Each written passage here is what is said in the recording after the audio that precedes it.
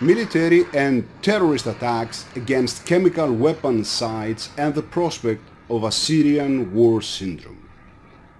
Military and terrorist attacks or accidental explosions on chemical weapon storage sites, such as research centers, ammunition depots and factories, can explosively release large quantities of lethal chemical agents, which can affect not only the vicinity of ground zero but also inhabited and cultivated areas at large distances.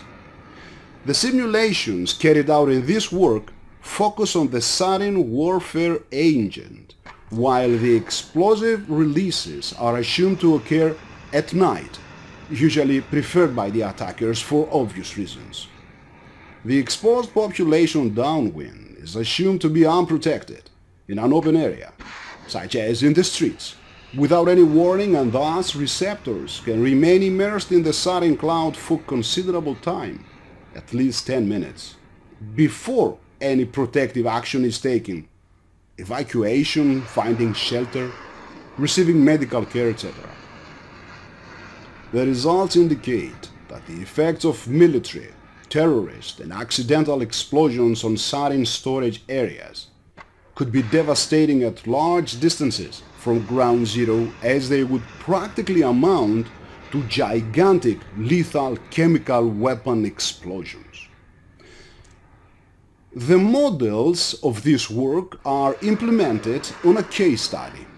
namely the April 14, 2018 military strikes on the alleged Syrian chemical weapon sites due to its high relevance and similarity to the sarin releases occurred in the US demolition operations at the Qamishiyya pit in Iraq in 1991, which is believed to have been a possible source of the Gulf War Syndrome. According to this case study, if sarin agent was indeed stored in the alleged Syrian chemical weapon sites, then various populated areas around ground zero would have experienced lethal or life-threatening effects, irreversible or other serious long-lasting adverse health effects, or at least notable discomfort. Moreover, if the Qamishiyya pit sarin ammunitions demolition operation was indeed the source of the Gulf War Syndrome, then the incontrovertible multiple uses of sarin against the Syrian population, possibly aggravated by the April 14, 2018 attacks, might give rise to a similar Syrian War Syndrome, which is likely to appear in the future. Forensically, if after the bombardment of the alleged sarin storage sites in Syria there are no symptoms of exposure to sarin in populated areas which are close to ground zero,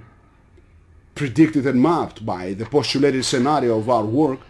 then that might be a strong indication that the attacks were probably unjustified and unfair.